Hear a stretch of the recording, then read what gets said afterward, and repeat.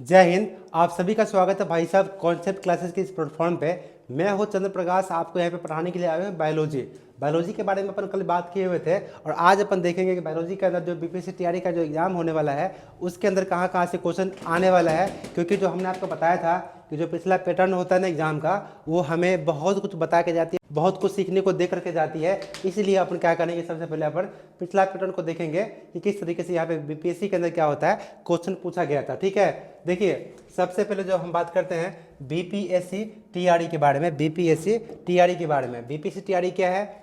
BPSC एक संस्था है जो कि एग्जाम कंडक्ट करवाती है, और साथ में जो टीआरई का मतलब होता है टीचर रिक्रूटमेंट एग्जामिनेशन, ये क्या करता है, हमें सरकारी मास्टर बनाता है। लेकिन कैसे बनाता है, किस बेसिस पे बनाता है, कहाँ कहाँ से क्वेश्चन आता है बायोलॉजी के अंदर, अपन आज इन सारे विषयों को देखने वाले हैं। ठीक है, तो यहाँ पे देख लीजिए हमने लिखा है बीपीएससी टीआरई। ठीक है, और साथ में यहाँ पे देख लीजिए हमने यहाँ पे बताया आपको कि बीपीएससी के अंदर जो है क्वेश्चन कितना पूछा जाता है, 150। कितना क्वेश्चन पूछा जाता है, 150। यहाँ पे देख लीजिए 150 क्वेश्चन में पता है यहाँ पे जो है ना 30 क्वेश्चन पूछा जाता है। किस कहाँ से?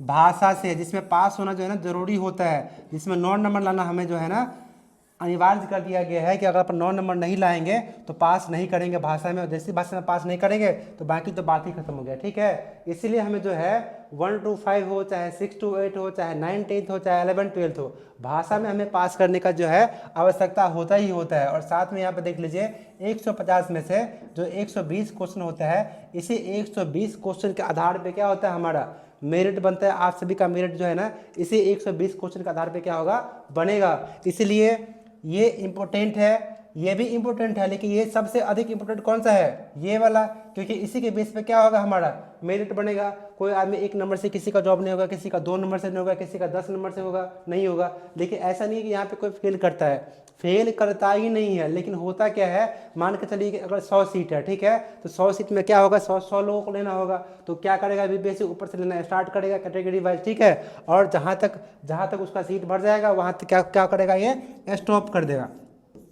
स्टॉप कर देगा। ठीक है, तो इसीलिए यहाँ पे बीपीएससी के अंदर पता है फेल कोई नहीं करता है, बशर्ते सिलेक्शन ना हो, अलग बात है। सिलेक्शन किस बेसिस पे होता है, इसी के बेसिस पे सिलेक्शन होता है। लेकिन इसमें सिलेक्शन लेने के लिए हमें इसमें पास करने का क्या होता है, आवश्यकता होता है। ठीक है, यहाँ पे आप लोग देखिए बीपीएससी में कितना क्वेश्चन पूछा जाता है, 150। इस 150 में से 30 नंबर हो गया भाषा, और 120 नंबर का क्वेश्चन होता है जिसमें हमारा क्या होता है, मेरिट बनता है। ठीक है, यहाँ पे आपको टाइमिंग मिलता है 2 घंटे 30 मिनट, यानी कि 150 क्वेश्चन को बनाने के लिए हमें 150 मिनट मिलने वाला है।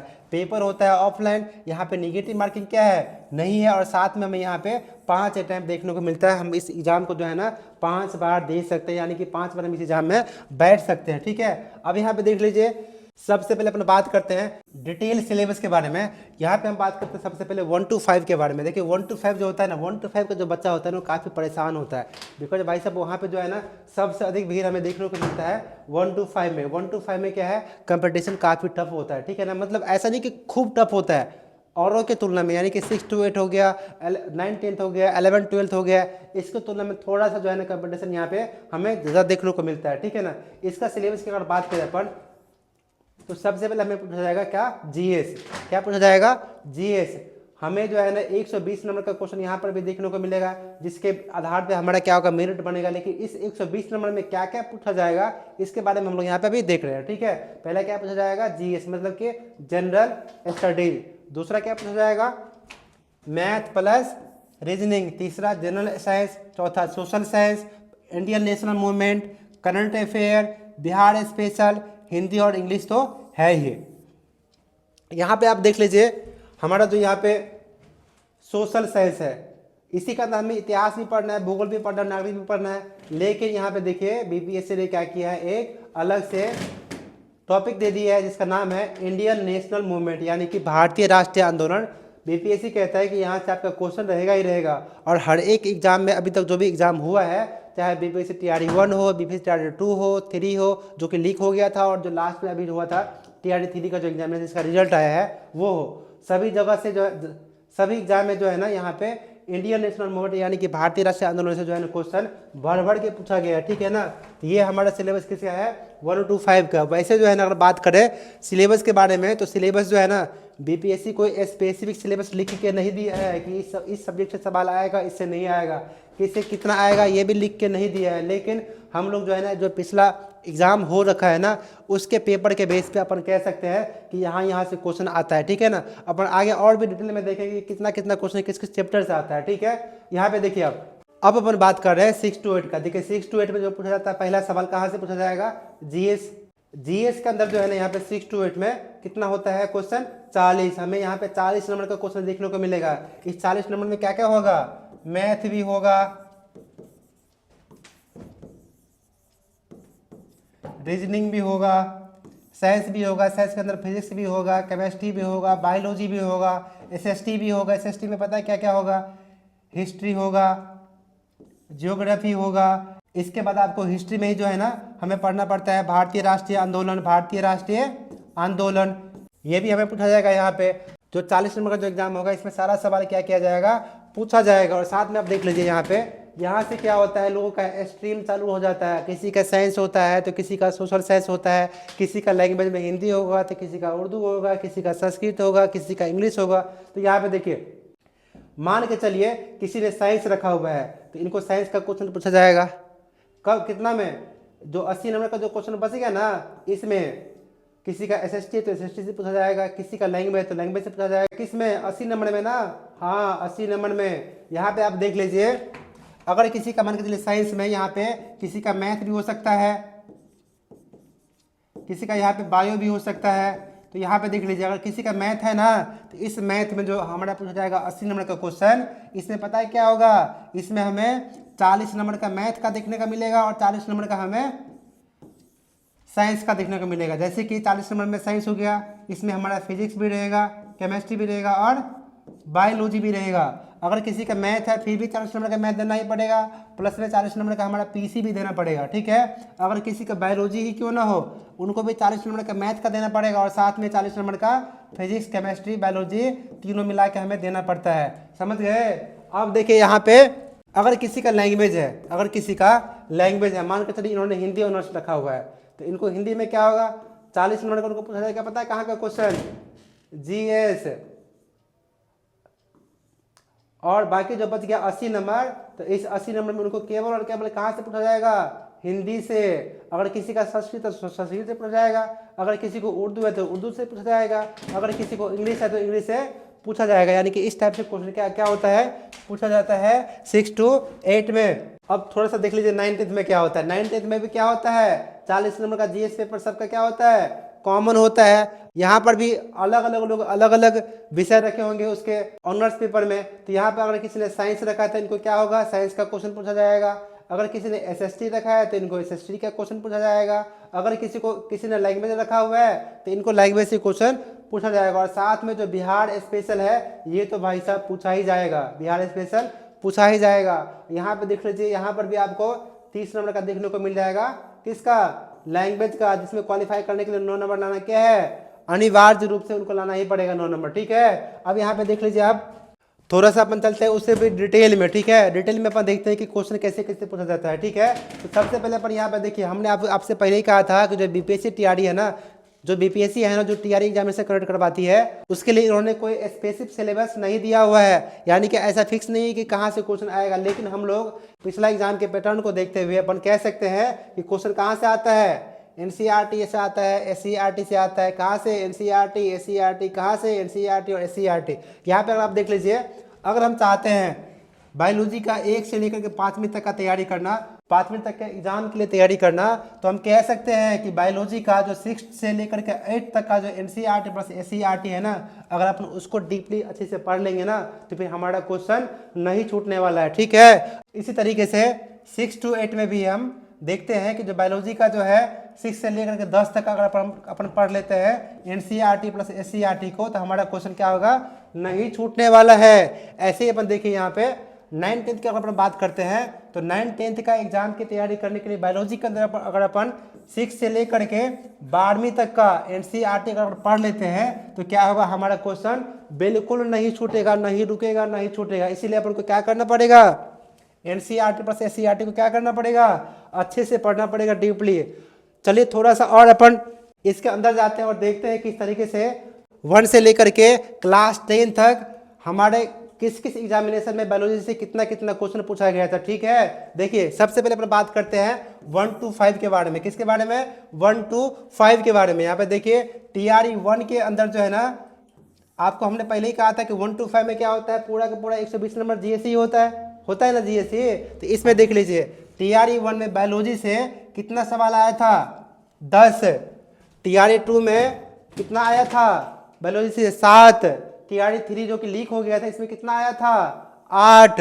और आप देख लीजिए यहाँ पे TRE 3 जो रिसेंटली हुआ था, इसमें कितना आया था, 9 आया था। वैसा ही सेम देख लीजिए आप 6 to 8 में, किस में, 6 to 8 में। यहाँ पे देखिए हमने GS प्लस सब्जेक्ट को अलग अलग बांटा है, GS प्लस सब्जेक्ट को अलग अलग बांटा है यहाँ पे।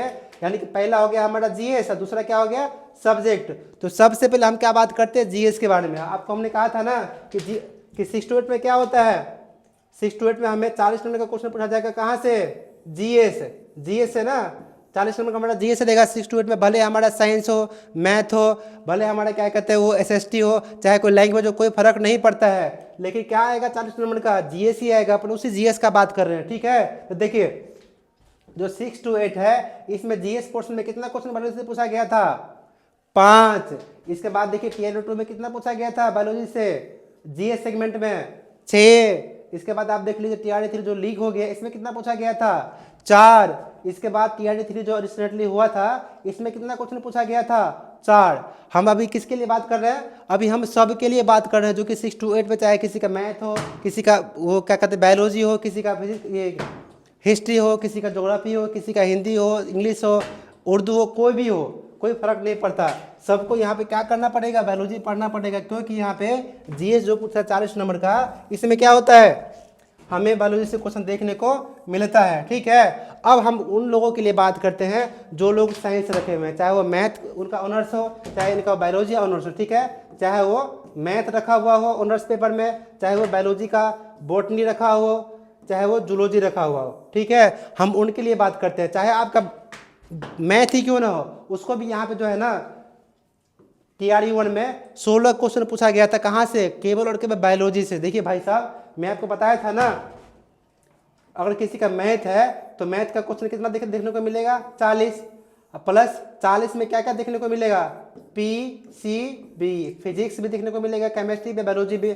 उन 40 में से अकेले 16 क्वेश्चन पता है कहाँ से आया था, बायोलॉजी से। ठीक है, TRE 2 में क्या हुआ था, अकेले 12 क्वेश्चन आया था, 40 में से 12 क्वेश्चन कहाँ से आया था, बायोलॉजी से। वैसे ही आप देख लीजिए TRE 3 जिसमें लीक हो गया था क्वेश्चन, उसमें कितना आया था, 7। TRE 3 जो रिसेंटली हुआ है, इसमें पता है कहाँ से कितना क्वेश्चन आया था बायोलॉजी से, 14। अब अपन बात करते हैं 9th-10th के बारे में। हमने आपको पहले भी कहा था कि 9th-10th में भी क्या होता है, 40 नंबर का जो GS सेक्शन होता है ना, सबके लिए क्या होता है, कॉमन होता है। चाहे किसी का साइंस हो, चाहे किसी का आर्ट हो, चाहे किसी का लैंग्वेज हो। ठीक है, तो हम सबसे पहले उसकी बात करेंगे। ठीक है, 9th-10th में जो है ना TRE 1 में सबसे पहले हमें देखने को मिला था 5 क्वेश्चन, किसमें, GS में। हम साइंस वालों के लिए अलग से बात करेंगे। ठीक है ना, जिस किसी का भी साइंस था या मैथ, साइंस करना चाहे बायोलॉजी था, वो मैथ था, उसके लिए अलग से बात करेंगे। ठीक है, यहाँ पे देखिए GS में कितना क्वेश्चन आया था TRE 1 में, 5 आया था 9th-10th वालों के लिए। ठीक है ना, कहाँ से आया था, तो बायोलॉजी से। ठीक है, यहाँ पे देख लीजिए आप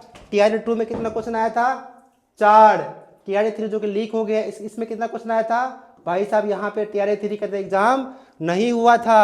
क्या हुआ था, एग्जाम नहीं हुआ था 9th-10th का। ठीक है, अब देखिए आप यहाँ पे TRE 3 के अंदर जो है ना कितना क्वेश्चन पूछा गया था, 6 क्वेश्चन पूछा गया था। ठीक है, अब हम उन लोगों के लिए बात करते हैं जो लोग साइंस रखे हुए थे। साइंस के अंदर भी क्या रखे हुए थे, विज्ञान रखे हुए थे। ठीक है, हम उनके लिए बात करते हैं यहाँ पे, जिन्होंने विज्ञान रखा था, चाहे वो फिजिक्स ऑनर्स हो, चाहे वो केमिस्ट्री ऑनर्स हो, चाहे वो उनका जूलॉजी ऑनर्स हो, चाहे बॉटनी ऑनर्स हो। ठीक है ना, हम उसके लिए बात करते हैं जो कि साइंस रखे हुए थे। ठीक है, उसके लिए क्या था, इनको जो है ना 26 नंबर का क्वेश्चन कहाँ से पूछा गया था, बायोलॉजी से। TRE 2 में कितना पूछा गया था, 27 नंबर। TRE 3 में कितना पूछा गया था, उसमें एग्जाम ही नहीं हुआ था। टीआरडी 3 का जो लास्ट एग्जाम था उसमें कितना पूछा गया था, 23 नंबर। ये आप जो देख रहे हैं 26 नंबर, 27 नंबर, 23 नंबर, पता है कितने में पूछा गया था, 80 नंबर में से।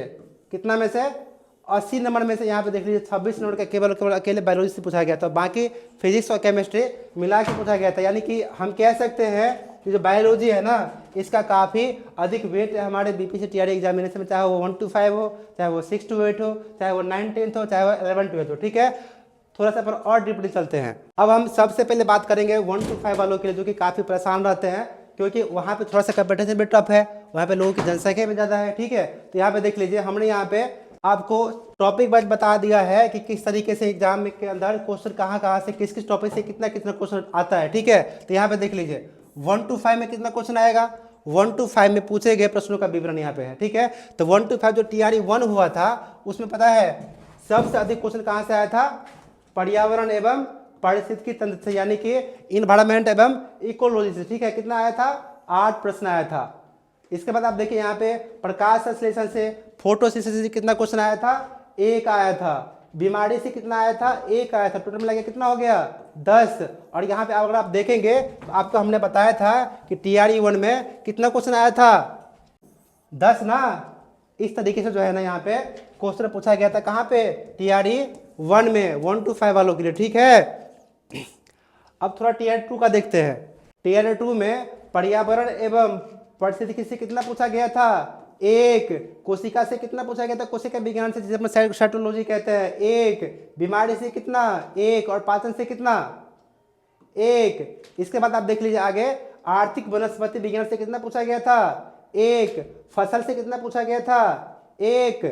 यानी कि हम कह सकते हैं कि कितना क्वेश्चन पूछा गया था बीपीएससी टीआरडी 2 में, 7 क्वेश्चन पूछा गया था। यानी कि हम कह सकते हैं कि जो बीपीएससी का जो आदत है, उस आदत में उन्होंने एक बात तो स्पष्ट कर दिया है कि कभी भी किसी भी एग्जाम में भी किसी एक चैप्टर का वर्चस्व भी हो सकता है, किसी एक चैप्टर का वर्चस्व नहीं भी हो सकता है। यानी कि आपने देखा था टीआरडी 1 में क्या हुआ था, इस वाले चैप्टर से कितना पूछा गया था, 8। लेकिन इसमें कितना पूछ लिया, 1 ही पूछा, और बाकी एक एक इतने सारे चैप्टर से क्या किया, क्वेश्चन पूछ लिया। ठीक है, अब अपन देखते हैं आगे टीआरडी 3 का जो एग्जाम हुआ था, जो कि क्वेश्चन लीक हो गया था, इसमें कहाँ से क्वेश्चन आया था। ठीक है, यहाँ पे देखिए जो एग्जाम लीक हो गया था टीआरडी 3 का, इसमें जो है ना फिर से आप देख लीजिए पर्यावरण एवं पारिस्थितिकी से कितना क्वेश्चन पूछा गया था, 5। यानी कि कैसे, तो दोबारा से इन्होंने क्या किया, इकोलॉजी एवं इन्वायरमेंट को जो है ना वेट दिया और यहाँ से 5 क्वेश्चन पूछ लिया। ठीक है, कोशिका विज्ञान से, साइटोलॉजी से कितना क्वेश्चन पूछ लिया, 1। बीमारी से कितना क्वेश्चन पूछ लिया, 2। सेम इसी प्रकार से देखिए टीआरडी 3 में क्या हुआ, इकोलॉजी इन्वायरमेंट से कितना पूछा, 5। वर्गीकरण से, क्लासिफिकेशन से कितना क्वेश्चन आ गया, 1। ग्रंथि से कितना आया, 1। पादप से, हार्मोन से कितना आया, 1। पोषक से कितना आया, 1। यानी कि हम कह सकते हैं कि जो बीपीएससी टीआरडी का जो एग्जाम होता है, इसमें अगर अपन इस पैटर्न को देखें तो हम कह सकते हैं कि जो जितना भी टॉपिक हमारा बायोलॉजी के अंदर है, सबको पढ़ना अनिवार्य है कि नहीं। और कौन कौन टॉपिक को अपन पढ़ सकते हैं, पढ़ने की आवश्यकता होता है, इसके बारे में जो अपन देख लेते हैं। वैसे अभी तक बीपीएससी टीआरडी जो है ना, वैसे अभी तक बीपीएससी ने कोई ऐसा स्पेसिफिक सिलेबस को डिस्क्राइब नहीं किया है कि क्वेश्चन यहीं से आएगा। अगर बायोलॉजी की बात करें तो उन्होंने कभी बताया नहीं है कि क्वेश्चन इस टॉपिक से आएगा, इस चैप्टर से आएगा। ठीक है, लेकिन हम लोग पिछला एग्जाम को एनालाइज करके अपन बता सकते हैं, कह सकते हैं कि क्वेश्चन कहाँ से आ सकता है। ठीक है, यहाँ पे हमने आपके लिए कुछ 1 to 5 का अपेक्षित पाठ्यक्रम हमने डिजाइन किया है। इसमें आप देख लीजिए, पहला क्या है, सजीव एवं निर्जीव। दूसरा क्या है, जंतु शारीरिक क्रिया विज्ञान। तीसरा क्या है, पादप शारीरिक क्रिया विज्ञान। चौथा क्या है, कोशिका विज्ञान, साइटोलॉजी।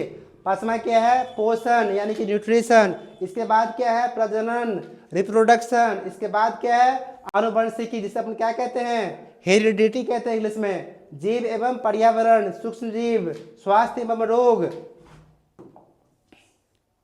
यहाँ पे देख लीजिए आप प्राकृतिक संसाधन, क्योंकि आपने देखा था किस तरीके से यहाँ पे प्राकृतिक संसाधन से भी क्वेश्चन पूछ लिया जाता है। और लास्ट क्या हमारा ये है, इकोलॉजी यानी कि पारिस्थितिकी। अब यहाँ पे देखिए अपन कुछ एग्जांपल लेके देखते हैं कि क्वेश्चन किस प्रकार का आता है बीपीएससी टीआरडी एग्जामिनेशन के अंदर। ठीक है, ये क्वेश्चन जब एग्जाम होता है बीपीएससी टीआरडी का, तो इसमें पूछा गया था। क्वेश्चन ये कहता है कि निम्नलिखित में से कौन सा खाद्य श्रृंखला का निर्माण करता है। ऑप्शन क्या है, ऑप्शन है पहला में घास, हिरण और बाघ। दूसरा में ऑप्शन क्या है, घास, खरगोश और हाथी। तीसरा में ऑप्शन क्या है, घास, मछली और गाय। लास्ट में ऑप्शन क्या है, उपयुक्त में से एक से अधिक उपयुक्त में से कोई नहीं। इंग्लिश में भी देख लेते हैं एक बार। Which of the following constitute a food chain, ठीक है। तो पहला क्या है, ग्रास, डियर एंड टाइगर। यहाँ पे देखिए सबसे पहले हमें समझने की आवश्यकता पड़ेगी किसको, इकोलॉजी का। इकोलॉजी, इसमें क्या होता है, सबसे पहले पहला स्थान पे क्या होता है, उत्पादक। इसके बाद क्या होता है, प्राथमिक उपभोक्ता।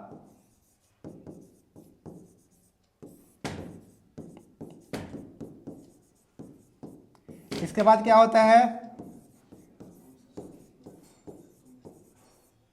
द्वितीयक उपभोक्ता।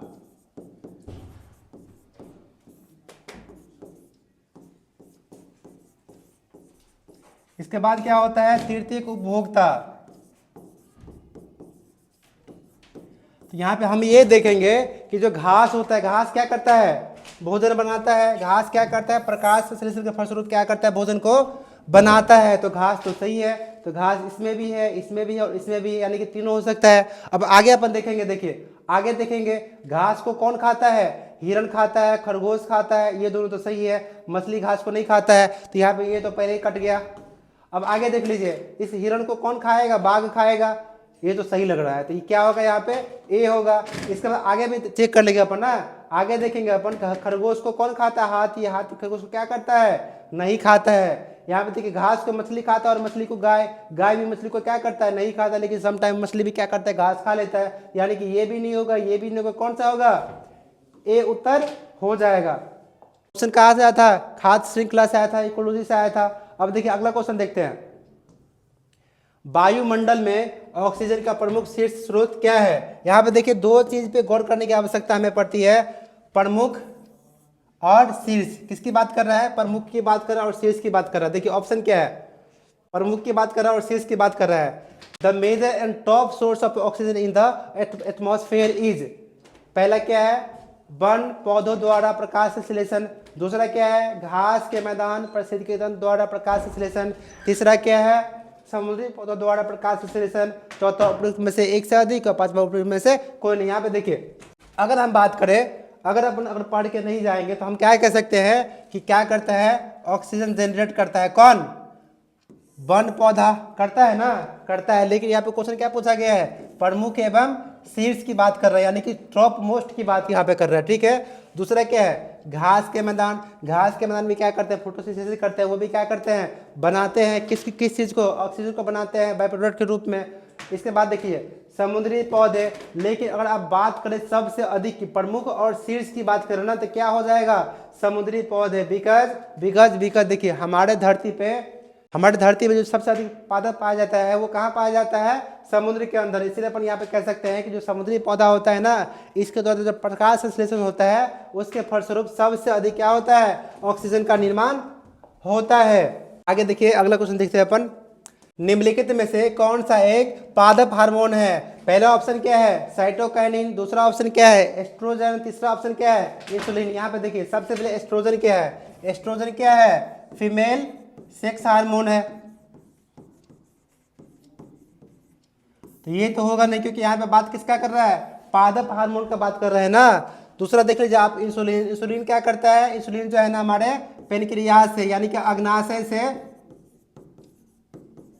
स्राव होता है और क्या करता है, हमारे खून में जो हमारा जो शुगर लेवल होता है ना, उसको क्या करता है, मेंटेन करने का काम करता है, इसको नियंत्रित करने का काम करता है। तो यहाँ पे इंसुलिन भी नहीं होगा, एस्ट्रोजन भी नहीं होगा, तो क्या हो जाएगा, साइटोकाइनिन। क्या होगा, साइटोकाइनिन। अगर अपन बात करें पादप हार्मोन के बारे में, तो अपने पास कौन कौन सा हार्मोन है, पहला है ऑक्सिन, दूसरा है जिब्रेलिन, तीसरा बात करें अपन साइटोकाइनिन। अगला अपन बात करें एब्सिसिक अम्ल। अपने पास इतने तरह का क्या है, पादप हार्मोन है। यानी कि ये क्वेश्चन कहाँ से आ गया, हमारा प्लांट फिजियोलॉजी से आ गया। चलिए यहाँ पे कुछ महत्वपूर्ण क्वेश्चन को हम लोगों ने यहाँ पे देखा और साथ में आप लोगों ने ये भी देखा कि किस तरीके से जो है हमारा जो बायोलॉजी का जो सेगमेंट हम जो आपको बताया अभी, जिस चैप्टर का नाम सब बताए थे, वहाँ से क्वेश्चन क्या करता है, पूछा जाता है, ठीक है। अब अपन बात करते हैं 6 to 8 के बारे में। यहाँ देखिए 6 to 8 में भी जो है ना, यहाँ पे हमने कुछ प्रश्नों का विवरण यहाँ पे लिखा है। जैसे कि टीआरई रोड में जो क्वेश्चन पूछा गया था, इसमें से पर्यावरण एवं परिस्थिति से कितना क्वेश्चन पूछा गया था? 1। मानव शरीर से कितना क्वेश्चन पूछा गया था? 1। पोषण से कितना क्वेश्चन पूछा गया था? 1। बीमारी से कितना क्वेश्चन पूछा गया था? 1। यानी कि हम कह सकते हैं कि 1 2 3 4, ये 4 क्वेश्चन है हमें पूछा गया था टीआरई 1 में। टीआरई 1 में किस सेगमेंट में? जीएस में ना, क्योंकि आपको हमने कहा था कि जीएस में जो है टीआरई 1 में कितना क्वेश्चन पूछा गया था? 4। तो यहाँ पे 4 क्वेश्चन कहाँ से आया था? बायोलॉजी से आया था। इसी प्रकार आप देखिए टीआरई 2 में वंशागति यानी कि हेरिडिटी से कितना क्वेश्चन आया था? 1। माइक्रो ऑर्गेनिज्म से कितना क्वेश्चन आया था? 1। हार्मोन से कितना क्वेश्चन आया था? 1। पाचन से कितना क्वेश्चन आया था? 1। पादप कोशिका से कितना क्वेश्चन आया था? 1। और पोषण से कितना क्वेश्चन आया था? 1। टीआरई 2 में इस तरीके से क्वेश्चन यहाँ पे बायोलॉजी से पूछा गया था। अब यहाँ पे आप देख लीजिए टीआरई 3 जो कि लीक हो गया था, इसमें कहाँ से कितना क्वेश्चन आया था? रक्त से 1 क्वेश्चन आया था, पोषक तत्व से 1 क्वेश्चन आया था, पोषण से 1 क्वेश्चन आया था, बीमारी से 1 क्वेश्चन आया था। ऐसे ही आप देख लीजिए यहाँ पे जो कि रिसेंटली एग्जाम होता टीआरई 3 का ना, उसमें कितना क्वेश्चन कहाँ से पूछा गया था। यहाँ पे देखिए टीआरई 3 में भी पादप हार्मोन से 1 क्वेश्चन पूछा गया था, पर्यावरण और पारिस्थितिकी से 1 क्वेश्चन पूछा गया था, वंशागति से भी 1 क्वेश्चन पूछा गया था, शोषण से भी यहाँ पे 1 क्वेश्चन क्या किया गया था? पूछा गया था। ये हम बात कर रहे हैं किस में? जो 40 नंबर का जो जीएस पेपर आता है ना, जीएस सेक्शन, उसकी हम बात कर रहे हैं। इसमें यहाँ पे इतने सारे क्वेश्चन कहाँ से पूछा गया था? बायोलॉजी से। और बाकी आपको तो पता ही कि जिनका साइंस विषय होता है उस साइंस विषय में कितना अधिक क्वेश्चन पूछा जाता है, चाहे किसी का मैथ हो चाहे किसी का बायोलॉजी हो, कोई फर्क नहीं पड़ता। 40 नंबर के अंदर क्या क्या होता है? 40 नंबर के अंदर क्या क्या होता है? फिजिक्स भी होता है, केमिस्ट्री भी होता है और बायोलॉजी भी होता है। यहाँ पे देखिए अगर अपन ये सारे चैप्टर्स को पढ़ लेते हैं तो हमें 6 to 8 के जो बायोलॉजी है, चाहे वो किसी का साइंस है तब पर भी, अगर नहीं है फिर भी, यानी कि कोई आदमी अगर साइंस स्ट्रीम रख करके 6 to 8 का एग्जाम दे रहा है वो भी ये सारा टॉपिक को पढ़ेगा। अगर किसी ने नहीं रखा है साइंस, अगर वो केवल जीएस का उनका सेक्शन आता है साइंस के अंदर, तो इनको भी ये सारा चीज़ पढ़ने की क्या है आवश्यकता है। जैसे कि सजीव जगत, पौधे एवं पशु जीवन की विविधता, पादप शरीर क्रिया विज्ञान, जंतु शरीर क्रिया विज्ञान, कोशिका विज्ञान, उत्तक, पोषण, प्रजनन, ये सारे जो टॉपिक हमारे हैं, जो चैप्टर्स हमारे बायोलॉजी के अंदर है, इनको क्या है पढ़ने का आवश्यकता है।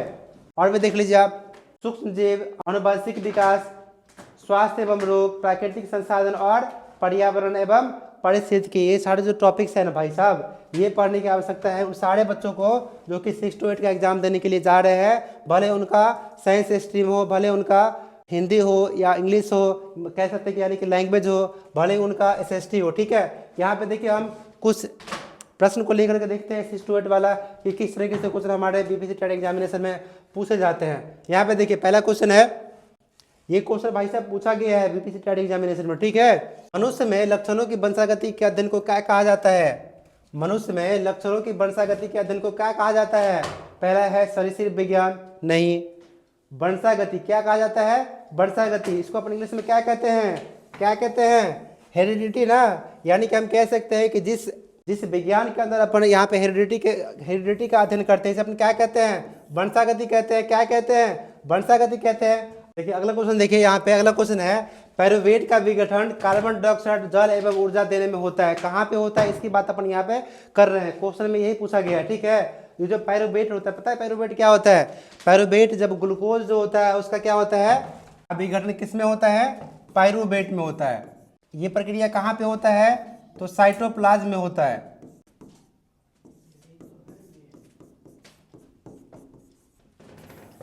इस प्रक्रिया को क्या कहते हैं? तो इस प्रक्रिया को कहते हैं अपन ग्लाइकोलाइसिस।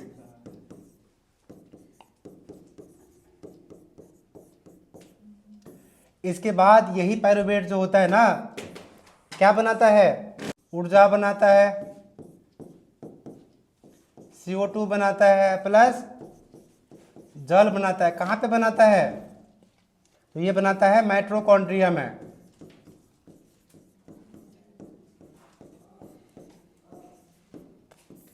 इस प्रक्रिया को क्या कहते हैं? Krebs cycle. क्या कहते हैं, क्रेब साइकिल। यानी कि देखिए क्वेश्चन क्या पूछा था कि पायरुवेट का विघटन कार्बन डाइऑक्साइड, जल एवं ऊर्जा देने में होता है, और ये रिएक्शन कहाँ पे होता था, आप कहाँ पे बताएंगे, माइटोकॉन्ड्रिया। कहाँ पे बताएंगे, माइटोकॉन्ड्रिया। तो इस प्रकार से हम लोगों ने देखा कि किस तरीके से बायोलॉजी के अंदर क्वेश्चंस कहाँ से आता है, क्योंकि जो पिछला जो कुछ एग्जाम हो रखा है ना यहाँ पे बीपीएससी तैयारी का, ये हमें बहुत कुछ बता के जाता है। इसी प्रकार से हमारे जितने भी टीचर्स यहाँ पे कॉन्सेप्ट क्लासेस के अंदर है ना, वो अपने अपने सब्जेक्ट में आपको बिल्कुल तोड़ के बताएंगे, डिटेल में बताएंगे कि कहाँ से पढ़ेंगे तो रिजल्ट होगा। क्योंकि हमारा जो बीपीएससी तैयारी का जो एग्जाम हो रखा है ना, ये हमें बहुत सारा इन्फॉर्मेशन देता है। लेकिन ऐसा नहीं है कि केवल उन्हीं चैप्टर्स को पढ़ना जहाँ से क्वेश्चंस आता है, हमें होल सिलेबस पढ़ने की आवश्यकता है। अगर अपन साइंस की बात करें तो साइंस के अंदर हमें फिजिक्स भी पढ़ने की आवश्यकता है, बायोलॉजी भी आवश्यकता पढ़ने की, और केमिस्ट्री भी पढ़ने की आवश्यकता है। इसी प्रकार से अपन अगर सामाजिक विज्ञान की बात करें, सोशल साइंस की बात करें, तो इसमें भी हमें इतिहास भी पढ़ना है, भूगोल भी पढ़ना है, नागरिक भी पढ़ना है, अर्थशास्त्र भी पढ़ना होता है। यानी कि तमाम चीज़ों को हमें पढ़ने की आवश्यकता होता है। चलिए अपन इस वीडियो को यहीं पे रखते हैं। आशा करते हो कि आपको वीडियो अच्छा लगा होगा। Thank you so much. जय हिंद।